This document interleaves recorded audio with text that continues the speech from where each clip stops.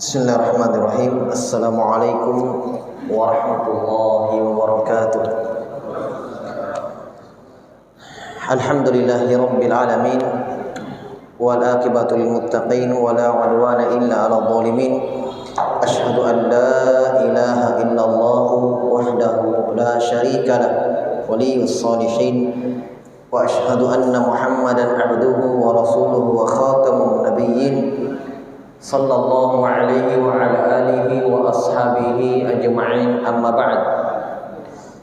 Jemaah salat maghrib kaum muslimin wal muslimat rahimani wa rahimakumullah. Alhamdulillah, kita bersyukur kepada Allah Subhanahu wa taala, pada malam hari ini kita kembali dipertemukan oleh Allah Subhanahu wa taala untuk kembali bertafaqquh fid din, mempelajari agama Allah Subhanahu wa taala, menambah ilmu pengetahuan kita terhadap agama Allah Subhanahu wa taala. Seperti biasa di masjid kita ini, di hari Selasa atau malam Rabu, kita membaca kumpulan hadits-hadits dari Rasulullah sallallahu alaihi wasallam dalam permasalahan fikih ibadah. Dan sekarang kita berada pada pembahasan kitabus shalah, kitab tentang atau hadits-hadits seputar salat. Dan pada pertemuan yang lalu kita sudah membaca hadits-hadits seputar adzan dan iqamah dan hukum-hukum yang terkait dengan adzan dan iqamah. Penulis berpindah menyebutkan hadits-hadits tentang salat, seputar salat. Berkata penulis di sini rahimahullahu taala, an Abdullah bin Umar radhiyallahu anhuma anna Rasulullah sallallahu alaihi wa ala alihi wasallam kana yusabbihu ala dhahri rahilatihi haitsu kana wajhuhu yumi'u bi ra'sihi wa kana Ibnu Umar yaf'aluhu. Kata Abdullah bin Umar radhiyallahu anhuma bahwa Nabi sallallahu alaihi wa alihi wasallam itu pernah yusabbihu, yaitu salat sunnah ala dhahri rahilatihi, di atas kendaraannya, haitsu kana wajhuhu, dimanapun menghadap kendaraan tersebut. Yumi'u bi ra'sihi, Nabi sallallahu alaihi wasallam berisyarat dengan kepalanya. Wa kana Ibnu Umar yaf'aluhu, adalah Ibnu Umar radhiyallahu anhu juga melakukannya. Iya, hadits Ibnu Umar ini beliau ingin menjelaskan kepada kita tentang hukum seputar menghadap kiblat. Hukum seputar menghadap kiblat. Iya, jadi ini berurut, setelah adzan, setelah iqamah. Iya, sekarang sudah mulai masuk menyebutkan hadits-hadits seputar sholat. Tentunya sebelum sholat, yang paling pertama kali diperhatikan adalah setelah bersuci adalah kiblat tentunya. Ya, tentunya kiblat. Dan ini sepakat ulama Islam bahwa menghadap ke kiblat itu adalah syarat sahnya sholat. Dalam Al-Quran Allah berfirman, wa min haitsu kharajta fawalli wajhaka syatral masjidil haram. Kalau engkau keluar wahai Muhammad untuk salat, hadapkanlah wajahmu, itu hadapkanlah badanmu ke arah Masjidil Haram, itu Ka'bah, kiblat. Ini ayat, dan masih banyak ayat yang lain yang Allah perintahkan kita menghadap ke kiblat. Dalam hadits-hadits juga banyak. Ya, Nabi mengatakan kepada orang yang salatnya rusak, salatnya batal, sampai 3 kali disuruh ulangi. Setelah itu Nabi ajarkan sholat. ucapan Nabi mengatakan idza qumta ila sholati fasbighil wudu tsumma istaqbil qiblah fakabbir.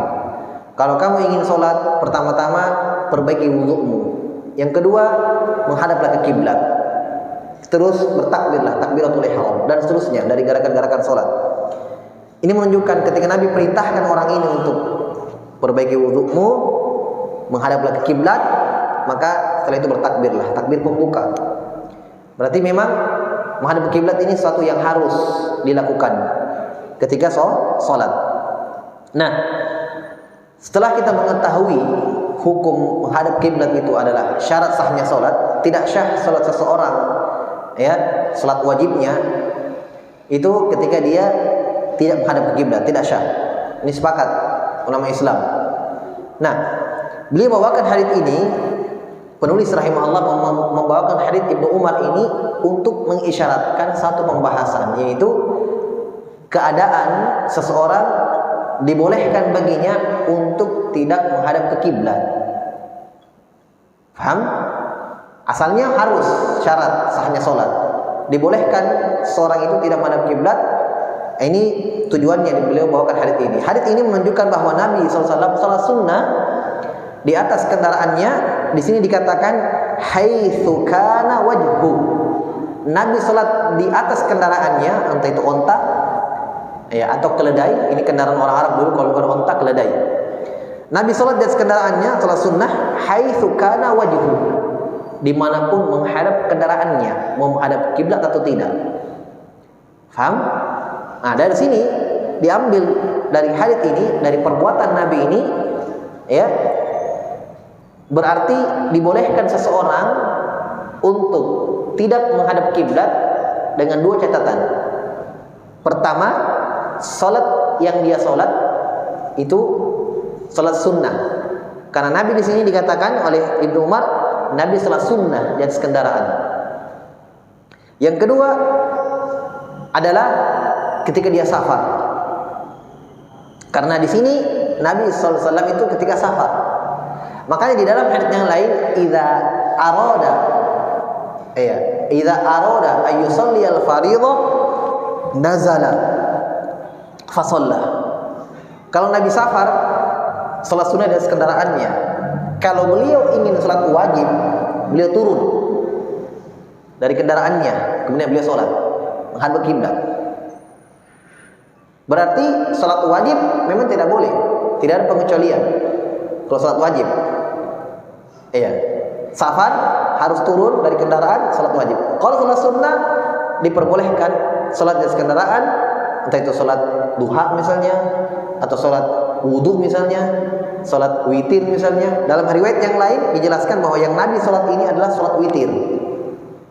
Jelas ya? Berarti boleh, iya, tidak menghadap kiblat ketika salat sunnah. Yang kedua, ketika safar. Ketika safar, berarti kalau kita mau salat sunnah tapi kita tidak safar, maka tidak boleh, ya, tidak boleh tidak menghadap kiblat, atau tidak boleh salat di atas kendaraan. Paham? Misalnya begini, kita sebentar ba'diyah isya mau salat sunnah, ya, bolehkah saya bilang nanti deh di motor, nanti atau di mobil, ya, pulang salat di motor, Allahu Akbar, sambil naik motor salat sunnah? Tidak boleh, ya, tidak boleh.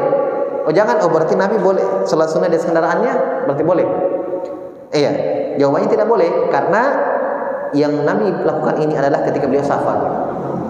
Jadi di situ kata para ahli fikih, kenapa dibolehkan? Karena memang ketika safar, jamaah sekalian perlu diperhatikan, ketika safar itu memang kebanyakan orang yang safar itu masyaqqah. Apa itu masyaqqah? Berat.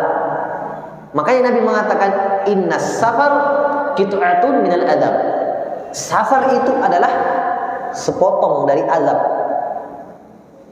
Sepotong dari bagian dari azab. Maksudnya orang safar itu sisa. Mau ini, mau itu, berat. Makanya puasa. Boleh tidak puasa. Ya kan? Fa'iddatun min ayyamin ukhar. Kata Allah, kalau dia safar perjalanan jauh, boleh tidak puasa, silahkan. Fa'iddatun min ayyamin ukhar. Kata Allah, ganti di hari yang lain puasanya, dibayar, diganti di hari lainnya, karena memang diberikan keringanan. Kedua, orang yang safar, musafir, yang 4 jadi 2, yang 4 jadi 2, ditambah lagi dia jamakkan sholatnya, duhur sama asar, maghrib sama isya. Ya, berarti memang musafir diringankan. Nah, makanya kenapa Nabi lakukan? Nabi ingin ajarkan kita, Nabi SAW memberikan kita ilmu bahwa ketika safar boleh sholat di atas kendaraan, tidak menghadap kiblat, tidak menghadap kiblat. Kenapa? Supaya ada keringanan. Tetapi karena sholat wajib adalah sholat yang beda hukumnya dengan sholat sunnah, makanya dibedakan hukumnya. Sholat wajib tidak bisa. Tidak bisa, harus turun dari kendaraan. Jadi kalau kita naik mobil, Pak, mau sholat wajib turun. Entah itu singgah di masjid atau singgah di rumah teman, sholat turun. Kecuali dalam keadaan darurat. Darurat itu kapan? Naik pesawat. Ya, ini sebenarnya dulu kita sudah bahas ketika bahas sifat sholat Nabi. Tapi karena berhubung haditsnya ini terlewati pembahasan sholat, maka kembali kita sedikit mengulangi. Darurat itu kapan? Darurat misalnya orang naik pesawat, mau tidak mau pasti dapat sholat wajib di kendaraan ketika perjalanan yang jauh, berarti umroh di pesawat itu 10 jam, pasti mau tidak mau dapat sholat di pesawat, mau tidak mau, ya kan? Tidak saja kita suruh Pak pilot turun dulu baru terbang lagi, tidak mungkin, pasti dapat. Nah, itu darurat namanya. Mau tidak mau sholat. Hanya kebanyakan atau sebagian orang tetap keliru, ada yang keliru sebagian. Ketika mereka di atas pesawat, mereka sholat tanpa wudu, tayammum. Ditanya, kenapa Pak? Alasannya, saya musafir Pak. Loh, padahal ada air di dalam kamar mandi. Dia tayammum, dia tepukan tangannya di bawah kursinya, tayammum. Tidak ada alasan ketika mau berwudu, ya berwudu, safar atau tidak. Tidak ada yang mengkhususkan ketika safar boleh saya tayammum walaupun ada air. Tidak ada. Dalam ayat Al-Quran bahkan, wa in kuntum safarin fala tajid, dalam Al-Quran kalau kalian safar tidak mendapatkan air, tayammum. Nah, ini ada air. Nah, ini yang keliru sebagian. Dan ini pernah kita dapatkan orang tua, ditayammum. Saya tanya, loh, ditanya Pak, kenapa tayammum Pak? Banyak air di dalam. Kalau nggak ada air di dalam kamar mandi, oke, kita tayammum. Ada pasir di bawah, bekas-bekas sendal, pakai, nggak ada masalah. Kalau nggak ada air, nah ini ada air di bawah, tumpah-tumpah yang di dalam kamar mandi. Putar banyak. Jelas ya? Makanya kalau terbang misalnya dalam mau beli tiket mau safar, lihat-lihat juga jadwal terbangnya, jam sholat dapatnya di mana. Misalnya penerbangan lokal, tapi dapatnya sholat subuh, dapatnya sholat subuh. Nah, ini sholat subuh kalau diakhirkan pesawatnya nanti mendarat baru sholat, pagi. Nah, ini enggak, harus sholat di kendaraan. Mau tidak mau sholat di pesawat, karena tidak boleh mengakhirkan waktu sholat sampai keluar waktunya, Jelas ya? Ini darurat. Tetapi asalnya Nabi SAW itu tidak pernah sholat wajib di atas kendaraannya, walaupun beliau safar. Dalam hadits banyak dijelaskan oleh sahabat, kalau beliau ingin sholat wajib, beliau turun dari kendaraannya. Turun dari kendaraannya. Baik, maka ini terdapat hukum dalam hadits ini ketika beliau SAW sholat sunnah di atas kendaraannya, maka di sini jelaskan beliau tidak menghadap ke kiblat. Tetapi disunnahkan. Disunnahkan saja, tidak diwajibkan. Yaitu ketika kalau dia mampu, ketika sebelum dia safar jalan, dia mampu menghadapkan kendaraannya ke arah kiblat. Di awal kali dia takbir Allahu Akbar, itu afdal, sunnah baginya.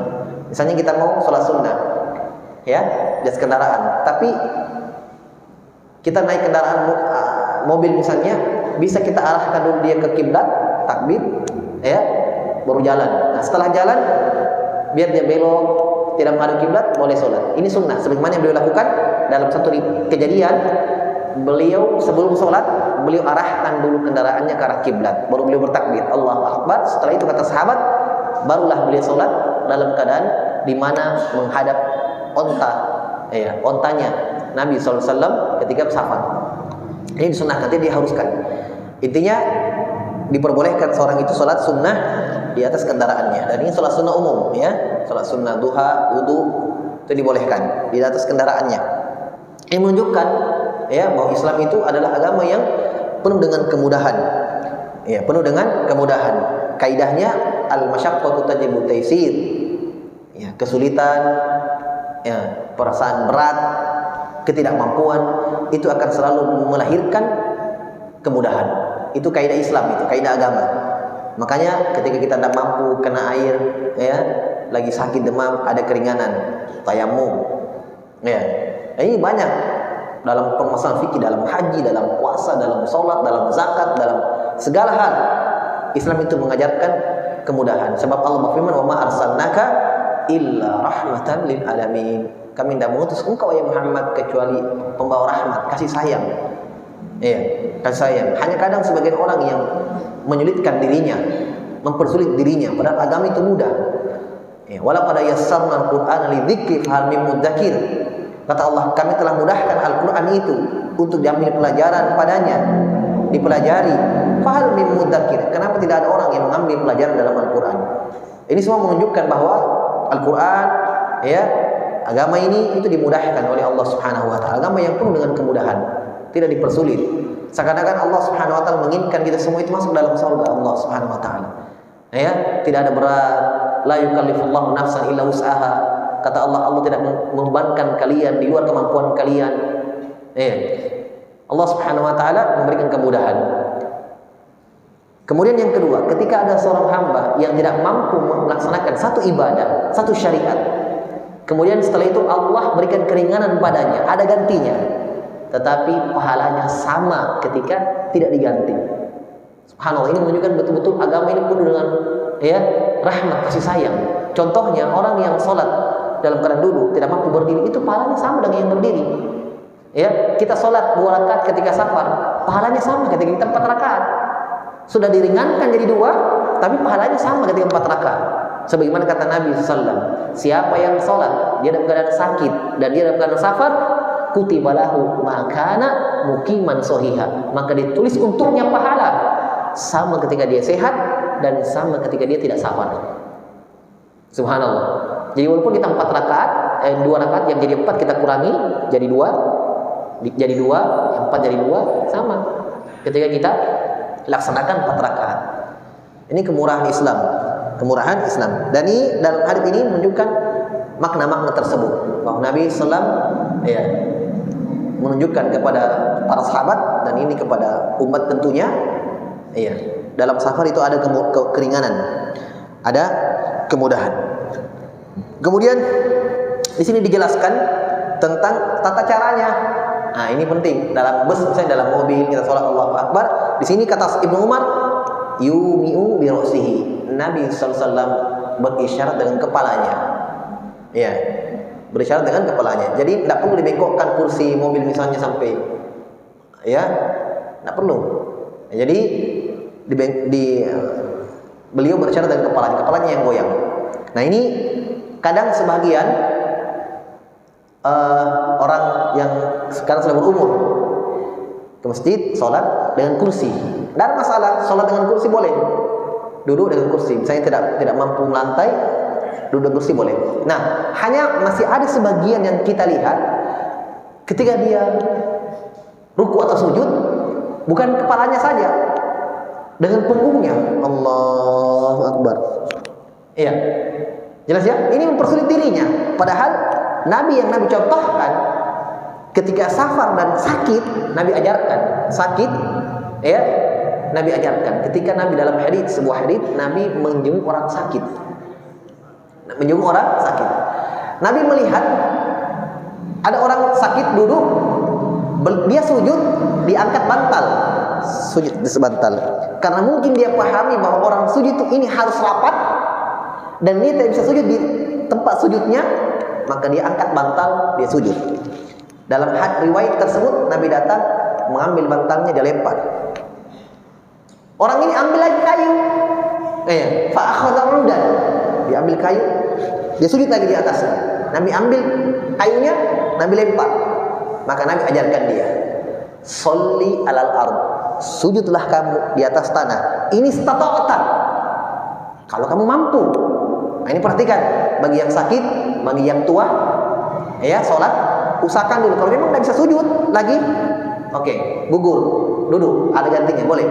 Nah, tapi tidak usah bengkokkan punggung, karena kalau kita tidak mampu sujud, gugur semua itu.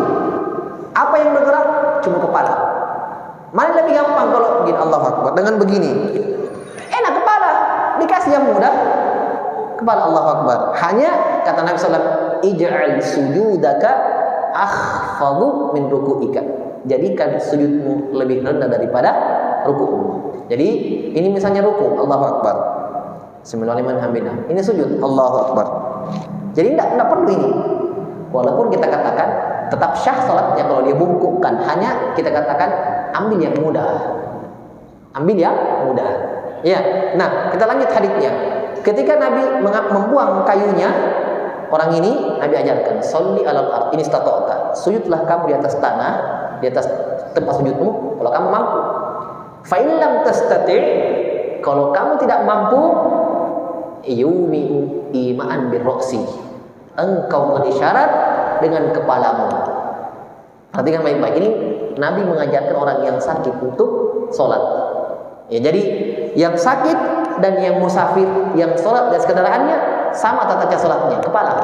Karena kita sujud juga di dalam mobil tidak bisa sujud di depan kursi, ya kan? Kalau bus, apalagi misalnya yang safar naik motor, dia dibonceng, penjalan jauh naik motor, dia di belakang bisa sholat, Allahu Akbar, ya, bisa sholat kepala, ada masalah, ya, tidak bisa sujud juga, maka kepala yang bergerak, kepala yang bergerak. Ya, jelas ya. Jadi kalau tidak mampu sujud lagi ke bawah, ambil kursi kalau mau, ya. Nah, sudah ikuti imamnya. Imamnya ruku, kita ruku, ya Allah Akbar. Jadi memang tidak perlu punggung ini. Apalagi kasihan kalau kita lihat orang tua sampai barangnya punggung bengkok.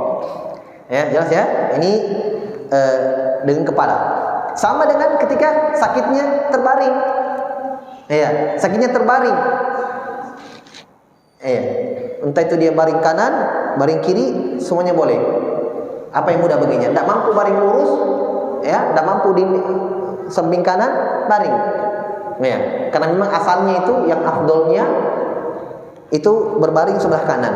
Dalam hadis, dalam hadis, sholli qa'iman fa illam tastati fa qa'idan fa illam tastati fa 'ala jamb. Hadis Imran bin Husain ketika beliau kena ambeien. Beliau bertanya kepada Nabi, ya Rasulullah, saya ini ambeien, tidak bisa duduk, bagaimana cara salatku? Kata Nabi, sholli qa'iman, usahakan dulu berdiri. Kalau kamu tidak mampu, fa qa'idan, duduk. Kalau kamu tidak mampu, fa 'ala jamb, di atas tulang, sisi tulangmu itu ini, kanan atau kiri. Nah, kalau tidak mampu baru berbaring lurus. Itu juga sama, cara rukunya sama dengan ini, kepala. Jelas ya? Itu semuanya mengajarkan kita kemudahan.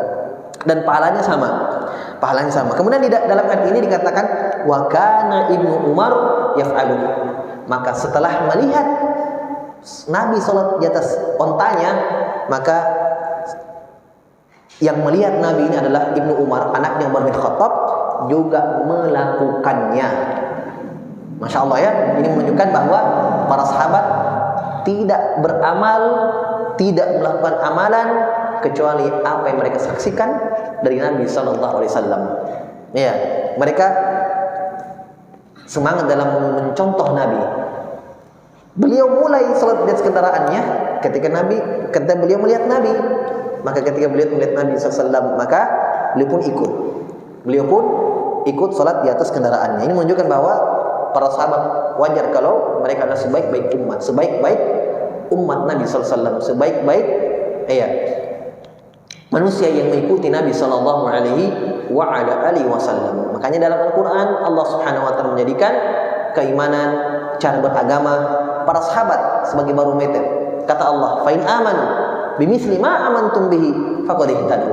Kalau mereka yang datang setelah para sahabat beriman, beragama sebagaimana beragamanya para sahabat, keimanannya para sahabat, faqad ihtadaw. Niscaya kata Allah, mereka itu mendapatkan petunjuk. Iya, sebagaimana para sahabat mendapatkan petunjuk. Lihat bagaimana cara mereka beragama. Lihat bagaimana cara mereka beragama. Ini mereka lakukan. Jadi mereka tidak beramal kecuali apa yang mereka saksikan Nabi SAW. Kecuali apa yang mereka contoh dari Nabi SAW. Mereka betul-betul mengamalkan firman Allah, laqad kana lakum fi rasulillahi uswatun hasanah. Telah ada pada Rasul SAW itu contoh tauladan yang baik. Contoh tauladan yang baik. Satu hadits lagi kata beliau, an Abdullah bin Umar radhiyallahu anhuma qala bainama an-nasu bi Quba fi salati subhi. Idja'ahum atin faqala inna an-nabiyya sallallahu alaihi wasallam qad unzila alaihi lailata Qur'anun wa qad umira an yastaqbilal ka'bata fastaqbiluha wa kanat wujuhum ila Syam fastadaru ila al-Ka'bah. Hadits sama sebelumnya, hadits Ibnu Umar juga. Dari ini anaknya Umar bin Khattab ini luar biasa ya, termasuk sahabat yang junior, tidak senior dia seperti Abu Bakar As-Siddiq, Umar, Utsman, Ali radhiyallahu anhu majma'in. Dia ketika Nabi masih hidup dia masih kecil, masih muda. Tetapi subhanallah, beliau termasuk yang banyak haditsnya. Sahabat yang banyak meriwayatkan hadits dari Nabi sallallahu alaihi wasallam. Dan termasuk sahabat yang cerdas, karena bapaknya juga seorang sahabat, yaitu Umar bin Khattab. Ini lagi-lagi haditsnya, hadits Ibnu Umar radhiyallahu taala anhu. Kata Ibnu Umar, sebagian orang sahabat sholat di Masjid Quba. Tahu ya, yang pernah haji umroh tahu Masjid Quba di Madinah. Ada memang juga waktu ziarah ke sini, waktu-waktu ziarah ke sini. Kalau datang di Madinah ke Quba, datang orang salat 2 rakaat. Karena memang dalam hadits Nabi selalu menziarahi Quba. Makanya jangan heran Pak kalau kita umroh, kenapa ini ada program dari travel ziarah ke Masjid Quba? Karena itu sunnah Nabi SAW.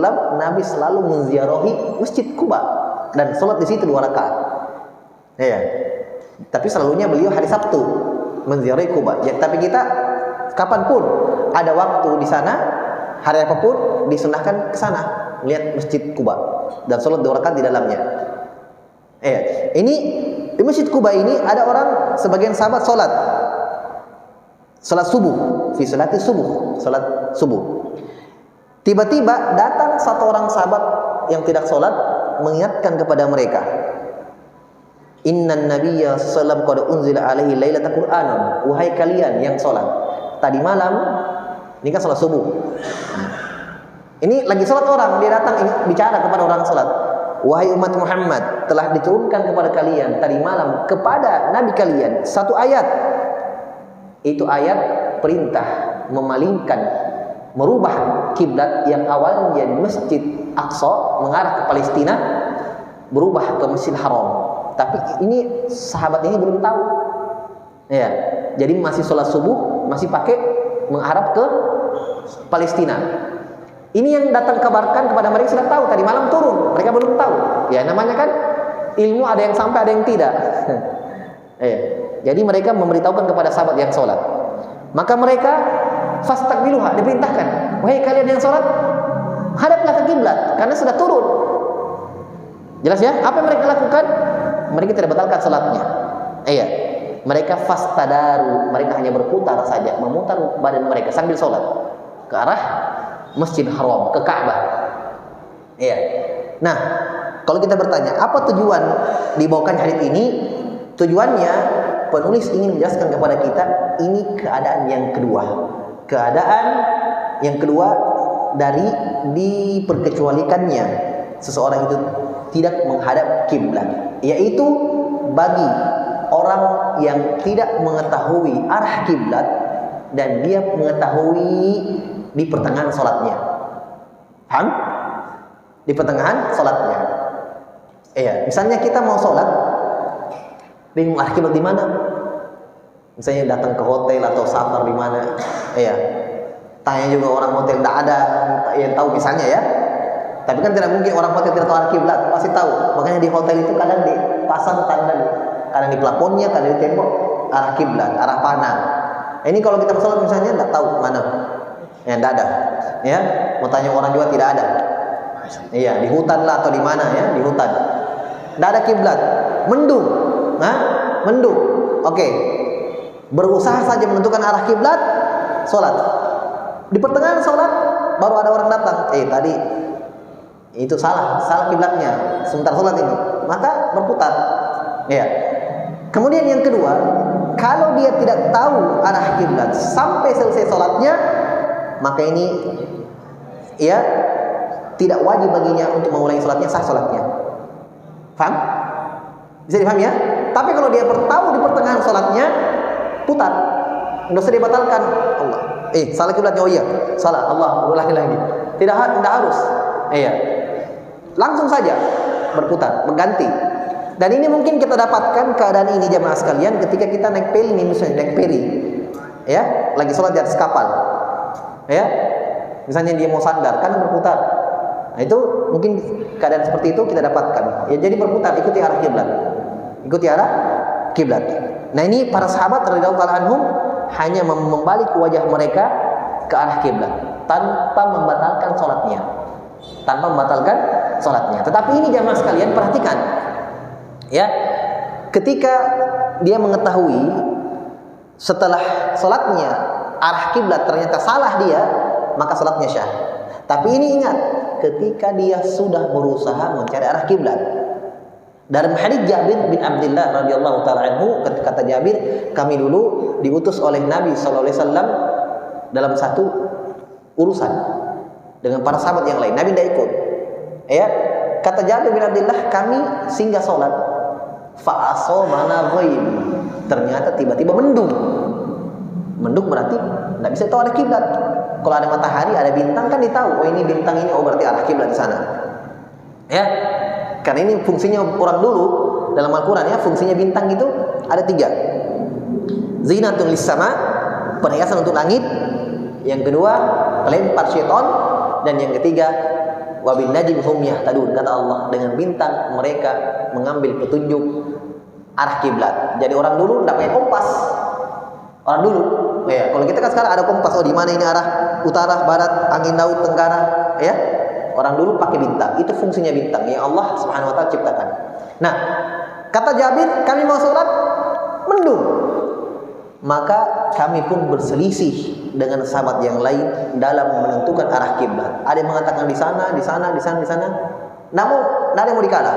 Maka kata Jabir, fasolla haduna, maka kami pun sholat ke arah masing-masing yang ditentukan. Jadi ada yang menghadap sana, mau kacau sahabat, ya. Tapi kata Jabir, maka kami pun menggaris satu garis tempat kami, ya, supaya besok pagi diketahui siapa yang mengarah kiblat dan siapa yang tidak mengarah kiblat. Maka besok pagi muncul matahari, oh sebelah barat, oh berarti sana. Berarti yang lain diketahui kesalahannya. Oh di sini ini dia yang salah. Maka dilaporkan peristiwa ini kepada Nabi sallallahu. Maka kata Jabir, walam ya'murna an-nabiy sallallahu alaihi wasallam bil i'adah. Kata Jabir, Nabi sallallahu tidak memerintahkan kami untuk mengulangi salat kami. Tapi di situ dijelaskan bahwa Jabir bin Abdullah sebelum salat bersama sahabat berusaha mencari arah kiblat. Sampai pada posisi dan atau keadaan tidak bisa lagi, maka terserah, tentukan di mana kemungkinan kuatnya kiblat, salat. Tapi setelah salat dia tahu ternyata tidak menghadap kiblat, sah salatnya. Jelas ya? Itu juga kita lakukan. Tapi kalau orang langsung salat saja, tidak tanya-tanya dulu sana ini mana kiblatnya, dia salat, Allahumma. Ternyata selesai salat, ya, dia tidak menghadap kiblat, maka wajib baginya mengulangi salatnya. Wajib baginya mengulangi salatnya. Kenapa? Karena ada sikap bergampangan dari dia. Tidak tanya-tanya dulu. Sama kasusnya tayamum, Pak, sama. Ya, mau berwudu, tidak ada air. Iya, langsung tayamum deh. Padahal enggak tanya-tanya tetangganya, ada airnya, ya. Ada orang jual air banyak, ya, harganya murah, ya. Enggak apa-apa beli air galon, enggak apa-apa. Air minum enggak apa-apa, sudah disaring, tidak apa-apa. Yang penting berwudu. Jangan, enggak ada di rumah ini. Tayamum deh. Ya. Padahal lagi hujan. Ya, bisa dipakai air hujan berwudu. Nah, ini ketika dia sholat, ya, maka tidak syah sholatnya karena tayamum itu dibolehkan ketika tidak ada air. Falam tajidu ma. Sama dengan ini. Ketika dia bergampangan tidak mencari arah kiblat dulu, maka dia sholat tidak menghadap kiblat, tidak syah sholatnya. Harus dia ulangi. Harus dia ulangi. Iya. Maka ini dari sinilah para ulama fikih membuat kaidah bahwa ketika seorang hamba itu sudah melakukan ibadah satu kali, ya, dan syariat sudah membolehkan, mengizinkan dia melakukan di situ pada waktu itu, maka tidak dibebankan dia untuk melaksanakannya 2 kali. Tidak dibebankan oleh syariat untuk mengulanginya ketika dia sudah syah. Contohnya ketika ada orang tua sudah sakit, yang sakitnya tidak diharapkan lagi kesembuhannya, tidak bisa lagi sembuh. Ya, dokter bilang ini sudah tanda-tanda ini, ya, sudah tidak bisa lagi. Masih musim haji, dia punya uang banyak, dia punya anak-anak, ya, sudah haji, maka wajib bagi dia membayar orang berangkat haji, niatkan untuk dia, karena dia sudah dianggap sakit yang tidak sembuh lagi. Paham? Lain halnya kalau orang masih sehat, masih sakit tapi masih bisa sembuh, jangan dulu suruh hajikan orang, siapa tahu tahun depan dia sembuh, haji sendiri. Jelas? Nah, sudah pulang anaknya dari haji, niatkan untuk orang tuanya, terjadi, ya, hal yang luar biasa di luar, ya, sangkaan anak-anaknya. Ternyata dengan izin dari Allah, kesembuhan dari Allah, tiba-tiba orang tuanya ini sembuh, ya. Masuk tahun berikutnya, masih banyak uangnya, bisa haji yang tanpa mendaftar, ya, biar ratusan juta bayar, masih ada. Apakah wajib bagi dia haji lagi? Jawabannya tidak, sudah sah hajinya. Kenapa? Karena sudah dibolehkan pada waktu itu anaknya menghajikannya, karena dia sudah ada hak kesembuhannya. Paham? Seperti itu. Jadi kalau ada syariat sudah membolehkan kita melakukan ibadah di situ dengan syarat-syaratnya dan ketentuan berlaku, sudah sah. Syariat tidak akan membebankan kita 2 kali ulangi, tidak, kecuali kalau memang ada syarat yang gugur. Ya, sholat batal wudunya, rukunnya dia tidak lakukan sempurna, ya ulangi. Iya, sama misalnya, ya, seorang perempuan, ya, ada utang puasanya, haid misalnya, belum dia bayar, ya, puasa. Tidak akan pernah itu syariat, ya, tidak akan pernah menggugurkan kalau memang dia utangnya sifatnya ibadah, itu utang. Sampai-sampai ada orang ada utang puasanya, meninggal, anaknya datang, ya Rasulullah, orang tuaku punya utang puasa. Apa kata Nabi? Puasakan dia, niatkan untuk dia. Ini menunjukkan bahwa kalau utang dibayar, utang kepada Allah, utang kepada manusia saja dibayar, kan wajib pada hari kiamat dituntut kalau tidak dibayar, apalagi utang kepada Allah Subhanahu wa taala. Iya. Karena kalau puasa kan harus diganti kalau perempuan haid. Nah, ini banyak ditanyakan, Ustaz, saya pernah tidak puasa karena melahirkan. Iya, apakah bisa ganti dengan fidyah? Selama-lamanya tidak akan pernah terganti dengan fidyah. Kalau utangnya itu harus puasa. Karena nifas melahirkan dengan haid, bukan fidyah. Yang fidyah itu menyusui dengan, karena hamil. Paham? Kalau melahirkan, berarti sama nifas, haid, sama. Berarti dia apa? Berarti dia, ganti dengan puasa. Tidak bisa dengan fidyah selama-lamanya. Sama orang sakit, Ustaz, saya sakit pas belum puasa 4 kali laku, Ustaz. Awal puasa saya sakit, tapi belum dibayar ini, Ustaz, sudah 2 tahun, 3 tahun belum dibayar, bisa ganti dengan fidyah? Tidak bisa. Masalahnya di sakit, kata Allah, wa in kuntum mardo, kalau kalian sakit, kata Allah, fa iddatun min ayyamin ukhra, ganti di hari yang lain, puasa. Paham ya? Tidak pernah terganti dengan fidyah selama-lamanya. Utang tetap utang, dibayar. Meninggal, keluarganya puasakan. Perhatikan ya, keluarganya saja tidak bisa bayar fidyah.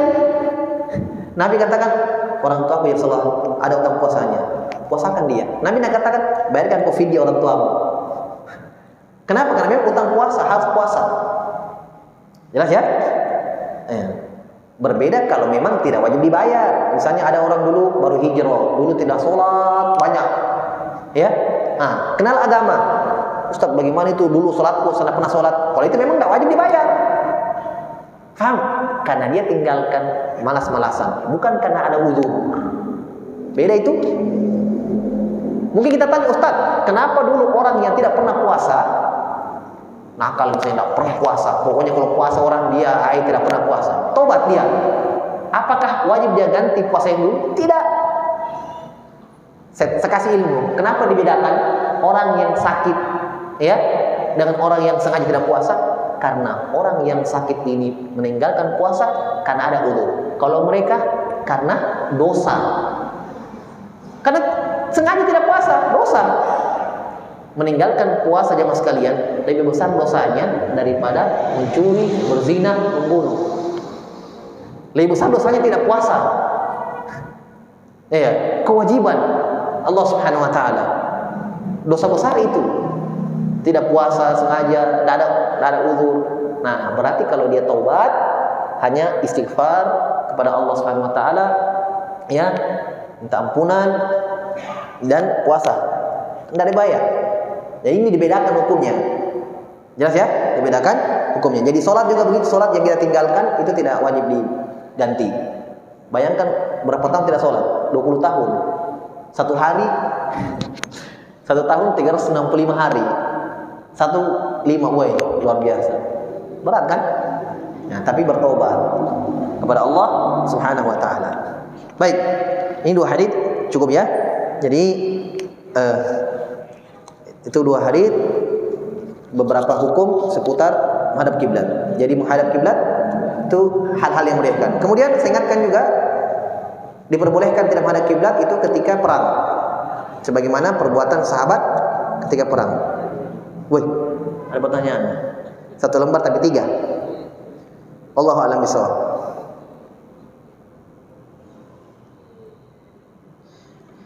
Sini ada pertanyaannya, 3 pertanyaan. Pertama, apakah boleh menggabungkan beberapa niat pada saat melakukan ibadah? Contoh sholat. Iya, boleh. Tetapi tidak semua. Ada kriteria dan syarat-syaratnya. Saya kasih contoh, tidak apa-apa saya kasih ilmu ya. Dibolehkan menggabungkan satu ibadah dalam beberapa niat, tapi satu saja dilakukan. Boleh. Iya. Dengan catatan, pertama maksud dan tujuannya sama dan ibadahnya sama. Jadi tidak pernah dibolehkan menggabung sholat sama puasa. Paham? Kemudian yang digabung ini bukan sifatnya utang. Misalnya, Ustaz, ada utang puasa aku tahun lalu, 4 kali aku tahun lalu. Sekarang masuk puasa berikutnya. Puasa pertama, 2, 3 saya niatkan sekalian yang kemarin utangku. Enak saja. Iya, orang Makassar bilang forenan tuh. Ada utangnya dan membayar yang sekarang dia niatkan bersama. Tidak boleh. Ini utang lain, bayar. Paham? Bayar dulu. Oh ya, utang. Bayar utang puasa dulu. Ustaz, sudah masuk puasa sekarang, tidak apa-apa. Harus bayar. Bukan berarti sudah masuk, sama itu ibu-ibu tadi ya yang punya utang. Jangan menganggap sudah masuk puasa sekarang berarti gugur utangnya. Tidak pernah itu gugur, itu utang. Utang kepada Allah, harus dibayar. Tunaikan. Ya. Harus dia bayar puasanya. Jadi digabungkan, dibolehkan. Misalnya tahiyatul masjid sama sholat sunnah wudu, duha, boleh digabung 3-3-nya. Iya. Misalnya saya mau sholat duha pagi-pagi ya, saya ke masjid deh. Saya kencing dulu, berwudu. Ya, berarti saya masuk masjid kena juga syariat tahiyatul masjid. Duha 2 rakaat. Iya, sholat wudu 2 rakaat. Saya niatkan semua, hanya 2 rakaat saya sholat. Boleh. Dan ini kemudahan dari Allah Subhanahu wa taala.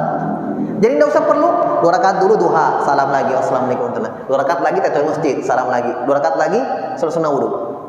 Iya, capek. Ya, ini 2 rakaat niatkan semua. Kenapa? Dalilnya mana? Innamal a'malu binniyat. Innamal a'malu binniyat. Boleh. Jelas ya?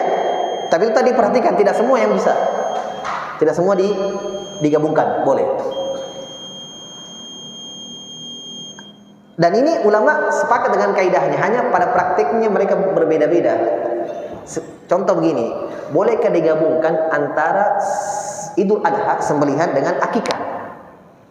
Bertepatan hari ke-7, anak saya misalnya, pas hari ke-7, pas tanggal 10 Dzulhijjah, habis lebaran. Berarti bertepatan dengan sembelihan. Bolehkah Ustaz saya sembelih? Anak saya perempuan berarti 1 kambing. Boleh saya niatkan bersama ini? Pas bertepatan ini. Ataukah saya harus 2 kambing saya beli? 1 untuk akikah anak saya, 1 untuk sembelihan saya. Nah, ini ulama berselisih. Padahal mereka sepakat bahwa boleh menggabungkan 2 ibadah, 1 niat. 1 niat, beberapa niat, 1 ibadah. Hanya pada praktiknya mereka berselisih di situ. Paham ya? Pendapat yang kuat wallahu alam itu ya tidak mencukupi, harus 2. Seorang hamba diharuskan untuk memiliki amalan sunnah yang berketerusan, continue dalam mengamalkan walaupun amal itu sedikit. Apakah seorang diharuskan? Tidak. Kalau diharuskan tidak, diharuskan berarti diwajibkan, tidak. Sunnah tetap sunnah. Sunnah tetap sunnah. Iya. Hanya Nabi mengatakan ahabbul a'mal ilallah adwamuha wa in qalla. Yang paling Allah cintai dari amalan adalah berketerusannya, kontinunya amalan itu walaupun kecil. Ya, jadi memang sepantasnya ada amalan sunnah yang kita jaga. Masa tidak ada? Seperti salat sunnah rawatib, habis ba'diyah, qobliyah, jaga. Jelas ya? Tapi kalau diwajibkan tidak. Apakah kita, ini tempat yang terakhir, apakah kita mencintai Allah dan Rasulnya, para sahabat tabi'in, tabi'in dan orang yang soleh, termasuk amalan yang agung yang bisa kita berdoa dengannya setiap waktunya diijabah seperti antara adzan dan iqamah.